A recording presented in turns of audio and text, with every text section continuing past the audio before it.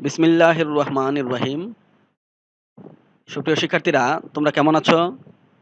আশা করি আল্লাহর রহমতে সবাই ভালো আছো। Welcome to my class, dear students. Introduction: Mohammad Rashedul Islam, assistant teacher English, Muslim girls high school and college, Mymensingh. Class 6। আমি এখন ক্লাস 6 এর স্টুডেন্টদের জন্য ক্লাস নিচ্ছি। Subject English, grammar. আমি এখন ইংলিশ পড়াবো।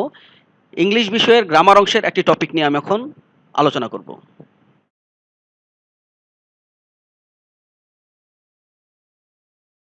এখানে জন, একজন ছেলে জন। এখানে অ্যান আপেল, জন আপেল খায়। ইংলিশ হচ্ছে জন ইটস অ্যান আপেল। তো আমরা যদি এই আপেল শব্দটি যে বাক্যের অবজেক্ট, এখানে বাক্যের অবজেক্ট হচ্ছে অ্যান আপেল আর বাক্যের সাবজেক্ট হচ্ছে জন। আমরা যদি আপেলকে সাবজেক্ট করি আর জনকে অবজেক্ট করি, তাহলে কি দাঁড়ায়? তখন ইটস কিন্তু পরিবর্তন হয়ে যাবে। দেখো,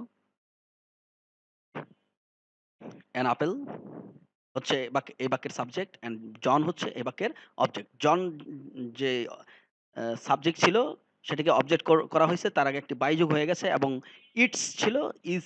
ইটস শব্দটি ইজ ইটেন, আগে অক্সিলারি ভার্ব যোগ হয়েছে এবং ইটেন অর্থাৎ ইট শব্দটি ভার্বের 3 হয়ে গেছে, ভার্বের পাস্ট পার্টিসিপল হয়ে গেছে eaten. I say my prayer regularly. এখানে আমি I say my prayer regularly, আমি নিয়মিত আমার নামাজ পড়ি। এখানে আই হচ্ছে সাবজেক্ট আর মাই প্রেয়ার হচ্ছে অবজেক্ট। তো এই মাই প্রেয়ার অবজেক্টকে যদি আমি সাবজেক্টের স্থানে নিয়ে আসি, আর যে সাবজেক্ট আই সেটিকে যদি আমি অবজেক্টের স্থানে নিয়ে আসি, তখন সাবজেক্টটাকে অবজেক্টের স্থানে নিয়ে আসলে তার আগে একটা বাই বসবে। তখন সে যে ভার্বটি আছে সেটি কি দাঁড়াবে? সেটির আগে একটি অক্সিলারি ভার্ব যোগ হবে এবং সে শব্দটি ভার্বের পাস্ট পার্টিসিপল হয়ে যাবে, ভি3 হয়ে যাবে। দেখো, সে শব্দটি ইজ সেইড হয়ে গেছে আর যে রেগুলারলি আছে সেটি বাক্যের শেষে বসে গেছে। What is it related to? এই বিষয়টি কিসের সাথে সম্পর্কিত সুপ্রিয় শিক্ষার্থীরা? এটি ভয়েস চেঞ্জের সঙ্গে সম্পর্কিত। Today our topic is changing sentence, voice change, active into passive. আজকে আমরা চেঞ্জিং সেন্টেন্স পড়ব। চেঞ্জিং সেন্টেন্সের অনেকগুলো ভাগ আছে, তার মধ্যে ভয়েস চেঞ্জ একটি। তো আমরা আজকে ভয়েস চেঞ্জ শিখব এবং active into passive, active into প্যাসিভের রুলটি শিখব। ভয়েস চেঞ্জের ক্ষেত্রে চেঞ্জিং সেন্টেন্স এর মধ্যে ভয়েস চেঞ্জের ক্ষেত্রে অ্যাক্টিভ ইনটু প্যাসিভের রুলটি আজকে আমরা শিখব সুপ্রিয় শিক্ষার্থীরা। Learning outcomes: after completing the lesson we will be able to know the definition of voice, know the classification of voice, know the rules of changing a sentence into passive voice, change voice from active into passive. তো আমরা এখন জানতে চাই what is voice. তার আগে আমরা আরেকটি ঘটনা দেখি। এখানে নেইমার হচ্ছে একজন ফুটবলার আর ফুটবল এর ছবি এখানে দেওয়া আছে। তো বাক্যটি হচ্ছে Neymar plays football, Neymar football খেলে। তো নেইমার হচ্ছে সাবজেক্ট আর ফুটবল হচ্ছে অবজেক্ট। আমরা যদি এই ফুটবল অবজেক্টটিকে সাবজেক্টের স্থানে নিয়ে আসি আর নেইমার যে সাবজেক্ট আছে সেটিকে যদি অবজেক্টের স্থানে নিয়ে আসি, তাহলে কিন্তু প্লেজ এই বিষয়টি মানে ভার্বটি চেঞ্জ হয়ে যাবে। দেখো, এই যে ফুটবল আগে চলে গেছে, নেইমার পরে চলে আসছে। ফুটবল অবজেক্ট ছিল, সেটি সাবজেক্ট হয়ে গেছে এবং সাবজেক্ট নেইমার ছিল, সেটি অবজেক্ট হয়ে গেছে এবং তার আগে একটি বাই বসে গেছে। আর প্লেস যে ভার্বটি আছে সেটির আগে অক্সিলারি ভার্ব ইজ বসেছে এবং প্লে শব্দটি ভার্বের 3 পাস্ট পার্টিসিপল প্লেইড হয়েছে। দেখো, প্লেস থেকে ইজ প্লেইড হয়েছে। তো এইখানেই হচ্ছে ভয়েস চেঞ্জ। ভয়েস কি? ভয়েস হচ্ছে ক্রিয়া প্রকাশের ধরন। ক্রিয়া প্রকাশের ধরনকে ভয়েস বলে। বাক্যের সাবজেক্টটি সক্রিয় নাকি নিষ্ক্রিয় এই বিষয়টি প্রকাশ করে ভয়েস। বাক্যের সাবজেক্টটি সক্রিয় নাকি নিষ্ক্রিয় এই বিষয়টি প্রকাশ করে ভয়েস। এখানে দেখো, Neymar plays football, Neymar football খেলে। এখানে নেইমার হচ্ছে সাবজেক্ট, প্লেস হচ্ছে ভার্ব। আর নিচের বাক্যটিতে football is played by Neymar, football নেইমারের দ্বারা খেলা হয়। এখানে সাবজেক্ট হচ্ছে ফুটবল, ইজ প্লেড হচ্ছে খেলা করা। তো উপরের বাক্যে নেইমার হচ্ছে সাবজেক্ট আর প্লে হচ্ছে খেলা করা, সেটি হচ্ছে ভার্ব। তো নেইমার সাবজেক্ট, সে প্লে যে খেলা করা এই ভার্বটি, এই কাজটি সে করছে। দেখো নেইমার হচ্ছে একজন মানুষ, সে তো কাজ করতেই পারে। সে তো নেইমার হচ্ছে একজন মানুষ, একজন ফুটবলার, সে তো ফুটবল খেলেই। তার মানে প্লে যে ভার্বটি সেই ভার্বের কাজ কিন্তু নেইমার মানে সাবজেক্ট করছে। সাবজেক্ট কাজ করা একটি বাক্যের সাবজেক্ট সবসময় ওই বাক্যের ভার্বের কাজটি করে থাকে। তো সাবজেক্ট যদি ভার্বের কাজটি করে তাহলে সেই সাবজেক্টটি সক্রিয়, আর সাবজেক্ট যদি ভার্বের কাজ না করে তাহলে পরে সেই সাবজেক্টটি নিষ্ক্রিয়।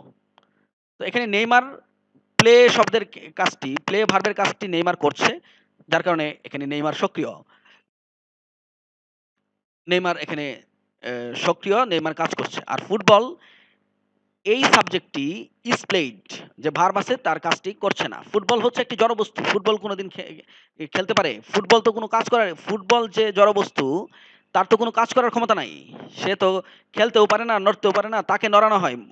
অর্থাৎ ফুটবলের নিজে থেকে কোনো কিছু করার ক্ষমতা নাই। ফুটবলের নিজের খেলারও ক্ষমতা নাই।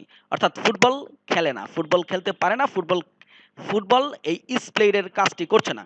ফুটবল প্লে ভার্বের কাজ করছে না, যার কারণে ফুটবল এখানে নিষ্ক্রিয়, আর নেইমার হচ্ছে সক্রিয়। আর সাবজেক্ট সক্রিয় নাকি সাবজেক্ট নিষ্ক্রিয় এই বিষয়টি প্রকাশ করে ভয়েস। ক্রিয়া প্রকাশের ধরনকে ভয়েস বলে। বাক্যের সাবজেক্টটি সক্রিয় নাকি নিষ্ক্রিয় এই বিষয়টি প্রকাশ করে ভয়েস। নিশ্চয়ই ভয়েস কি তোমরা বুঝতে পেরেছো সুপ্রিয় শিক্ষার্থীরা। Voice is classified into two kinds. Voice is classified into two kinds. ভয়েসকে দুই ভাগে ভাগ করা যায়, অথবা ভয়েস দুই প্রকার। সেটি কি? Active voice, passive voice. Voice দুই প্রকার, active voice, passive voice. Active voice কি? অ্যাক্টিভ ভয়েসে সাবজেক্ট সক্রিয় থাকে, সাবজেক্ট ভার্বের কাজটি করে থাকে। সাবজেক্ট সক্রিয় থাকে বা সাবজেক্ট ভার্বের কাজটি করে থাকে অ্যাক্টিভ ভয়েসে। যেমন উদাহরণ, I eat rice. I eat rice এই যে সেন্টেন্সটি, এটি একটি অ্যাক্টিভ ভয়েসের সেন্টেন্স। সেখানে ইট হচ্ছে ভার্ব, খাওয়া, আর সাবজেক্ট হচ্ছে আই। তো আই হচ্ছে আমি, একজন মানুষ, ইট মানে খাওয়া। তো আমি তো খেতে পারি, অর্থাৎ আমি সাবজেক্টটি ইট ভার্বের কাজটি করি, অর্থাৎ আমি সাবজেক্টটি সক্রিয়। তো সাবজেক্ট আমি মানে আই, ভার্ব ইটের কাজটি করছি বা করে থাকছি, অর্থাৎ আই এখানে সক্রিয়। আই সাবজেক্টটি এখানে সক্রিয়, আই সাবজেক্টটি কাজ করছে, আই সাবজেক্টটি খায়, অর্থাৎ আই সাবজেক্টটি ইট এই কাজটি সে করে। এখানে সাবজেক্ট সক্রিয়, কারণ এখানে সাবজেক্ট সক্রিয় থাকার কারণে এই আইটাই হচ্ছে একটি অ্যাক্টিভ ভয়েসের সেন্টেন্স, অ্যাক্টিভ ভয়েসের উদাহরণ। প্যাসিভ ভয়েস কি? প্যাসিভ ভয়েসে সাবজেক্ট নিষ্ক্রিয় থাকে, সাবজেক্ট ভার্বের কাজ করে না। যেমন rice is eaten by me. এখানে সাবজেক্ট ভার্ব হচ্ছে ইট খাওয়া, আর সাবজেক্ট হচ্ছে রাইস। রাইস হচ্ছে ভাত। তো ভাত হচ্ছে একটা জড় বস্তু, ভাতের কোনো কিছু করার ক্ষমতা নাই। ভাত সে নড়তে পারে না, বা ভাত কোনো কিছু করতেই পারে না। ভাত তো একটা জড় বস্তু, তার তো প্রাণ নাই, সে তো কিছু করতে পারে না, সে তো খেতে পারে না। ভাত এর খাওয়ার ক্ষমতা নাই, ভাতের মানে নড়াচড়া করার এই ক্ষমতা নাই। অর্থাৎ ভাত কিছুই করতে পারে না। তাহলে এখানে ভাত মানে রাইস, এখানে ইট এই কাজটি করছে না। অর্থাৎ সাবজেক্ট রাইস সক্রিয় নয়, নিষ্ক্রিয়। সাবজেক্ট নিষ্ক্রিয় থাকলে সেটি passive voice. Rice is eaten by me এটি একটি প্যাসিভ ভয়েসের উদাহরণ। সুপ্রিয় শিক্ষার্থীরা, নিশ্চয়ই তোমরা বুঝতে পেরেছো অ্যাক্টিভ ভয়েস এবং প্যাসিভ ভয়েস এই দুই ধরনের ভয়েস চেঞ্জ আছে, বা এই দুই ধরনের ভয়েস আছে, অ্যাক্টিভ ভয়েস, প্যাসিভ ভয়েস। এই দুই ধরনের ভয়েস আছে। তো অ্যাক্টিভ ভয়েসে সাবজেক্ট কাজ করে থাকে, ভার্বের কাজ করে থাকে, আর প্যাসিভ ভয়েসে সাবজেক্ট ভার্বের কাজ করে না। এই বিষয়টি আমাদের খেয়াল রাখতে হবে। আমরা এখন সুপ্রিয় শিক্ষার্থীরা, আমাদের পরীক্ষায় আসলে একটা অ্যাক্টিভ ভয়েসের সেন্টেন্সকে প্যাসিভ ভয়েসে পরিবর্তন করতে হবে। একটি অ্যাক্টিভ ভয়েসের সেন্টেন্সকে প্যাসিভ ভয়েসে আমাদের পরিবর্তন করতে হবে পরীক্ষায়। তো আমি এখন অ্যাক্টিভ ভয়েসের সেন্টেন্সকে কিভাবে প্যাসিভ ভয়েস করা লাগে বা করতে হয় সেই রুলটি আমি এখন পড়াচ্ছি। অ্যাক্টিভ ভয়েস থেকে প্যাসিভ ভয়েসে পরিবর্তনের নিয়ম। এটি একটি স্ট্রাকচার এখানে দেওয়া হয়েছে। স্ট্রাকচারটি তোমরা একটু খেয়াল করো। অবজেক্টটি সাবজেক্ট হবে, তারপর অক্সিলারি ভার্ব, তারপরে V3। ভার্ব ৩ ধরনের আছে, ভার্বের ৩টি রূপ আছে, V1, V2, V3। V1 মানে ভার্বের প্রেজেন্ট ফর্ম, V2 মানে ভার্বের পাস্ট ফর্ম, V3 মানে ভার্বের পাস্ট পার্টিসিপল ফর্ম। এখানে V3 মানে ভার্বের পাস্ট পার্টিসিপল ফর্মকে বোঝানো হয়েছে। তারপর বাই, তারপর সাবজেক্টটি অবজেক্ট হবে। আবার একটু বলছি, অ্যাক্টিভ ভয়েসের যে অবজেক্ট, অ্যাক্টিভ ভয়েসের অবজেক্টটি প্যাসিভ ভয়েসের সাবজেক্ট হবে। তারপর অক্সিলারি ভার্ব দিতে হবে। অক্সিলারি ভার্ব এখানে আনতাজি দিলে লাভ নাই, বা যেকোনো অক্সিলারি ভার্ব এখানে বসালে হবে না। আমাদের নিয়ম অনুযায়ী প্যাসিভ ভয়েসের যে কিছু লিস্টেড অক্সিলারি ভার্ব আছে সেগুলো এখানে বসাতে হবে। তারপর আমাদের ভার্বের পাস্ট পার্টিসিপল করতে হবে, তারপর বাই দিতে হবে, তারপরে অ্যাক্টিভ ভয়েসের যে সাবজেক্ট সেটি প্যাসিভ ভয়েসের অবজেক্ট হবে। আমরা একটু উদাহরণের সাহায্যে বিষয়টি বুঝতে চাই। তার আগে আমি একটি অ্যাক্টিভ ভয়েসের সেন্টেন্স এখানে লিখেছি। হি রিডস দ্য বুক, সে বইটি পড়ে। এখানে এই বাক্যটিতে হি হচ্ছে সাবজেক্ট, রিড হচ্ছে ভার্ব, দ্য বুক হচ্ছে অবজেক্ট। এটি একটি অ্যাক্টিভ ভয়েসের সেন্টেন্স, সেটাকে আমরা প্যাসিভ করব এখানে। তো he subject, he reads the book, সে বইটি পড়ে। হি হচ্ছে সাবজেক্ট, রিডস হচ্ছে ভার্ব এবং দ্য বুক হচ্ছে অবজেক্ট। সেটিকে যদি আমরা এখন প্যাসিভ ভয়েস করতে চাই তাহলে আমাদের এই স্ট্রাকচারটি ফলো করতে হবে। এই স্ট্রাকচারে প্রথমেই দেয়া আছে অবজেক্টটি সাবজেক্ট হবে। তার মানে এখানে অবজেক্ট হচ্ছে অ্যাক্টিভ ভয়েসের অবজেক্ট, অ্যাক্টিভ ভয়েসের অবজেক্ট প্যাসিভ ভয়েসের সাবজেক্ট হবে। তাহলে অ্যাক্টিভ ভয়েসের অবজেক্ট হচ্ছে দ্য বুক, এটা এখানে সাবজেক্ট হবে। আমি লেখাটা পরে দেখাচ্ছি। এখানে দ্য বুক অবজেক্ট, সেটি সাবজেক্ট হবে। তারপরে auxiliary verb, auxiliary verb reads, এটা present indefinite tense. Present indefinite টেন্সের ক্ষেত্রে am is are auxiliary verb বসে। আমরা এখানে দ্য বুকের সাথে ইজ বসাবো। তারপরে ভার্বের থ্রি, ভার্বের পাস্ট পার্টিসিপল ফর্ম, রিডস হচ্ছে ভার্ব, এর পাস্ট পার্টিসিপল রিড, অর্থাৎ রিড রিড রিড। বানানে কি? এই রিড শব্দটি ভার্বের পাস্ট পার্টিসিপল, তারপর আমাদের বাই দিতে হবে, তারপর আমাদের সাবজেক্ট যেটি সেটিকে অবজেক্ট করতে হবে। সাবজেক্ট হচ্ছে হি, সেটাকে অবজেক্ট করলে হিম হয়ে যাবে। দেখো, the book is read by him, the book is read by him. আমাদের অ্যাক্টিভ ভয়েসে ছিল he reads the book, passive voice হয়েছে the book is read by him. এটি কিভাবে হলো আবার একটু রিভিউ করছি। এখানে দেখো, দ্য বুক ছিল অবজেক্ট, অ্যাক্টিভ ভয়েস, এটা কিন্তু অ্যাক্টিভ ভয়েসের সেন্টেন্স। আমরা এই সেন্টেন্সটিকে এখানে প্যাসিভ করেছি। দ্য বুক ছিল বাক্যের অবজেক্ট, সেটি এখানে সাবজেক্ট হয়েছে। এই যে দ্য বুক হচ্ছে সাবজেক্ট অফ অবজেক্ট, মানে এখানে অবজেক্টই সাবজেক্ট হবে, মানে অবজেক্টই সাবজেক্ট হয়েছে। দ্য বুক হচ্ছে অবজেক্ট, সেটি এখানে সাবজেক্ট হয়েছে। তারপর অক্সিলারি ভার্ব হয়েছে ইজ, পরে ভার্বের থ্রি হয়েছে রিড, ভার্ব রিডস থেকে রিড হয়েছে, পাস্ট পার্টিসিপল ফর্ম বাই, তারপরে সাবজেক্টই অবজেক্ট হয়েছে, সাবজেক্টই অবজেক্ট হয়েছে হিম। সাবজেক্ট ছিল হি, সেটি এখানে অবজেক্ট হয়ে হিম হয়েছে। প্রথমে অবজেক্টই সাবজেক্ট হয়েছে, তারপরে অক্সিলারি ভার্ব হয়েছে, তারপরে ভার্বের থ্রি রিড, তারপর বাই, তারপরে সাবজেক্টই অবজেক্ট হয়েছে হিম। আমরা নিশ্চয়ই বুঝতে পেরেছি যে এই স্ট্রাকচারটি অনুসরণ করলে আমরা একটি অ্যাক্টিভ ভয়েসের সেন্টেন্সকে প্যাসিভ ভয়েস করতে পারবো। আর আমি এখন যে রুলটি পড়িয়েছি সেটি অ্যাসার্টিভ সেন্টেন্সের ক্ষেত্রে কাজে লাগবে। যে কোনো অ্যাসার্টিভ সেন্টেন্সকে অ্যাক্টিভ ভয়েস থেকে, যে কোনো অ্যাসার্টিভ সেন্টেন্সকে অ্যাক্টিভ ভয়েস থেকে প্যাসিভ ভয়েসে পরিবর্তন করার জন্য এই রুলটি আমরা ফলো করতে পারবো, এই স্ট্রাকচারটি আমরা ফলো করতে পারবো। তো ইম্পারেটিভ সেন্টেন্সের ক্ষেত্রেও ভয়েস চেঞ্জ করা যায়, ইন্টারোগেটিভ সেন্টেন্সের ক্ষেত্রেও ভয়েস চেঞ্জ করা যায়।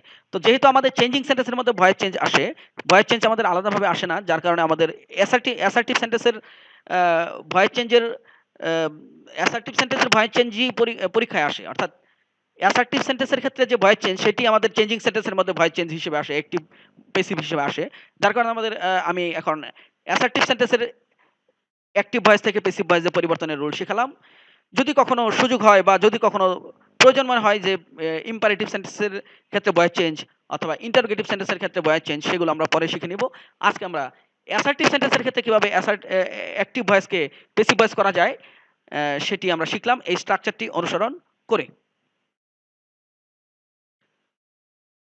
তো এই স্ট্রাকচারটি আমরা সঠিকভাবে অনুসরণ করার জন্য আমাদের আরো কয়েকটা রুল শিখতে হবে। যে এখানে অক্সিলারি ভার্ব কিভাবে বসানো যায়, এই বিষয়টি আমাদের একটু পড়া দরকার বা শেখা দরকার। আর এখানে অবজেক্ট এবং সাবজেক্টের যে এখানে হিটা কিভাবে হিম হলো, এই জিনিসটা আমাদের শেখা দরকার। এই রিডস দেখে, প্রেজেন্ট ইনডিফিনিট দেখে আমরা কিভাবে ইজ আনলাম, এই বিষয়টি আমাদের এখানে শেখা দরকার। যার কারণে আমি ওই বিষয়গুলো আলোচনা করে দিচ্ছি। List of some subjects and their objects, কিছু সাবজেক্ট এবং তাদের অবজেক্টের তালিকা। সাবজেক্টের ক্ষেত্রে একটা সাবজেক্টকে যখন আমি অবজেক্ট বানাবো তখন এরকম ভাবে নিতে হবে, একটা অবজেক্টকে যখন আমি সাবজেক্ট বানাবো তখন এরকম ভাবে নিতে হবে। একটু খেয়াল করো, সাবজেক্টের ক্ষেত্রে অ্যাক্টিভ ভয়েসে সাবজেক্টের ক্ষেত্রে আই হলে প্যাসিভ ভয়েসে মি হবে, অ্যাক্টিভ ভয়েসে সাবজেক্টের ক্ষেত্রে উই হলে প্যাসিভ ভয়েসে আস হবে, ইউ থাকলে ইউ হবে, দে থাকলে দ্যাম হবে, অ্যাক্টিভ ভয়েসে হি থাকলে প্যাসিভ ভয়েসে হিম হবে, সি থাকলে হার হবে, রহিম বা করিম থাকলে রহিম করিম হবে। অর্থাৎ নাউনটা পরিবর্তন হয় না। অ্যাক্টিভ ভয়েসে দা পেন থাকলে প্যাসিভ ভয়েসে দা পেন হবে, অ্যাক্টিভ ভয়েসে অ্যানিমেলস থাকলে প্যাসিভ ভয়েসে অ্যানিমেলস হবে, নাউন গুলো পরিবর্তন হয় না, নিশ্চয়ই তোমরা খেয়াল করলে। আমরা এভাবে একটি সাবজেক্টকে অবজেক্ট বানাতে পারি, আবার একটি অবজেক্টকে সাবজেক্ট করতে পারি। এখন আমরা শিখব কিভাবে প্যাসিভ ভয়েসের অক্সিলারি ভার্ব বসানো লাগে। Auxiliary verbs of passive voice. Passive ভয়েসের অক্সিলারি ভার্ব, প্যাসিভ ভয়েসের ক্ষেত্রে অক্সিলারি ভার্ব বসানোর নিয়ম এটি। If the active voice is present indefinite tense, auxiliary verb of passive voice will be am is are. অর্থাৎ active ভয়েসের ক্ষেত্রে কোন টেন্স হলে প্যাসিভ ভয়েসের ক্ষেত্রে কি হবে, অর্থাৎ আমাদের অক্সিলারি ভার্বটা টেন্স অনুযায়ী বসাতে হবে। যদি অ্যাক্টিভ ভয়েসের ভার্বটি প্রেজেন্ট ইনডিফিনিট টেন্স হয়, তাহলে আমাদের অক্সিলারি ভার্ব প্যাসিভ ভয়েসের ক্ষেত্রে am is are হবে। প্রেজেন্ট ইনডিফিনিট টেন্স থাকলে am is are, present continuous tense থাকলে am being, is being, are being। তো প্রেজেন্ট ইনডিফিনিট টেন্স থাকলে am is are, am হচ্ছে I এর সঙ্গে, is হচ্ছে সিঙ্গুলার নাম্বার এক বচনের ক্ষেত্রে, প্লুরাল নাম্বার বহু বচনের ক্ষেত্রে আর বসবে। প্রেজেন্ট ইনডিফিনিট টেন্সের ক্ষেত্রে am is are। Present continuous টেন্সের ক্ষেত্রে am being, is being, are being। Present perfect টেন্সের ক্ষেত্রে have been, has been। সাবজেক্টটা থার্ড পারসন সিঙ্গুলার নাম্বার হলে has been হবে, subject third person singular number না হলে have been হবে। তো প্রেজেন্ট পারফেক্ট টেন্সের ক্ষেত্রে আমরা have been, has been বসাবো। প্রেজেন্ট পারফেক্ট কন্টিনিউয়াস টেন্সের ক্ষেত্রে have been being, has been being বসাবো। পাস্ট ইনডিফিনিট টেন্সের ক্ষেত্রে was were। was হচ্ছে সিঙ্গুলার নাম্বার এক বচনের ক্ষেত্রে, were হচ্ছে প্লুরাল নাম্বার বহু বচনের ক্ষেত্রে। প্রেজেন্ট ইনডিফিনিট টেন্সের ক্ষেত্রে, পাস্ট ইনডিফিনিট টেন্সের ক্ষেত্রে was were বসবে। পাস্ট কন্টিনিউয়াস টেন্সের ক্ষেত্রে was being, were being বসবে। পাস্ট পারফেক্ট টেন্সের ক্ষেত্রে had been বসবে। পাস্ট পারফেক্ট কন্টিনিউয়াস টেন্সের ক্ষেত্রে had been being বসবে। ফিউচার ইনডিফিনিট টেন্সের ক্ষেত্রে shall be, will be বসবে। ফিউচার কন্টিনিউয়াস টেন্সের ক্ষেত্রে shall be being, will be being বসবে। ফিউচার পারফেক্ট টেন্সের ক্ষেত্রে shall have been, will have been বসবে। ফিউচার পারফেক্ট কন্টিনিউয়াস টেন্সের ক্ষেত্রে shall have been being অথবা will have been being বসবে। মডাল ভার্ব, মডাল ভার্ব সম্বন্ধে তোমরা জানো, can, could, may, might, shall, should, will, would, must, need, ought to ইত্যাদি এরকম অনেকগুলো মডাল ভার্ব আছে। এই মডাল ভার্বগুলো থাকলে আমাদের ওই মডাল ভার্বের সাথে বি যোগ করতে হবে।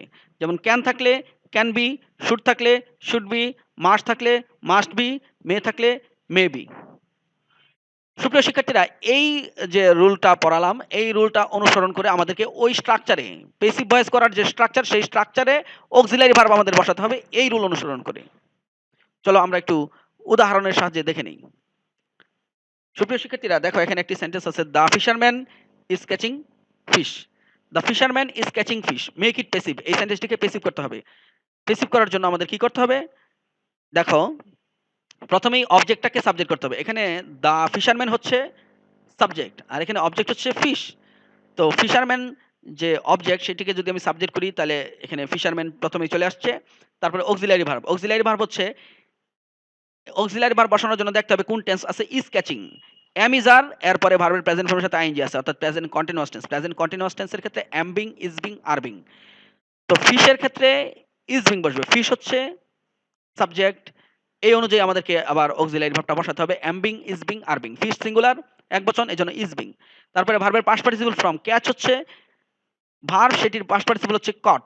ক্যাচ, কট, কট, অর্থাৎ ক্যাচ হলো ভার্বের ওয়ান, এর পাস্ট পার্টিসিপল V3 হচ্ছে কট। আমি কিন্তু স্ট্রাকচারটাই ফলো করতেছি। তারপর বাই, তারপর সাবজেক্টটিকে অবজেক্ট করতে হবে। সাবজেক্ট হচ্ছে দ্য ফিশারম্যান, সেটিকে অবজেক্ট করা হয়েছে দ্য ফিশারম্যান।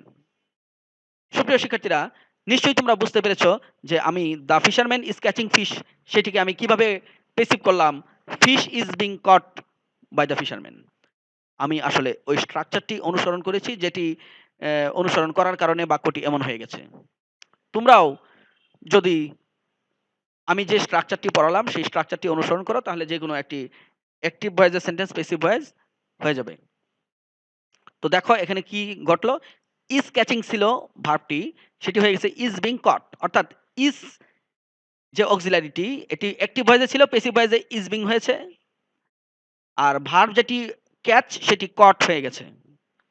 আর এখানে অবজেক্ট ছিল ফিশ, সেটি সাবজেক্ট হয়েছে। আর এখানে ফিশারম্যান ছিল সাবজেক্ট, সেটি দ্য ফিশারম্যান অবজেক্ট হয়েছে এবং তার আগে বাই বসেছে। অবজেক্টটিকে সাবজেক্ট করা হয়েছে, অক্সিলারি ভার্ব ইজ বিং দেওয়া হয়েছে, কট ভার্বের V3, বাই, তারপরে সাবজেক্টটি অবজেক্ট হয়েছে দ্য ফিশারম্যান। নিশ্চয়ই তোমরা বুঝতে পেরেছো সুপ্রিয় শিক্ষার্থীরা। এখানে আরো কয়েকটি উদাহরণ আছে অ্যাক্টিভ টু প্যাসিভ অ্যাসার্টিভ সেন্টেন্সের ক্ষেত্রে। He pulls a rickshaw, make it passive. অর্থাৎ হি পুলস এ রিক্সা এই সেন্টেন্সটিকে প্যাসিভ করা লাগবে। তো এই সেন্টেন্সটিকে প্যাসিভ করার জন্য আমাদেরকে অবজেক্টটি সাবজেক্ট করতে হবে। এ রিক্সা সেটি অবজেক্ট হবে।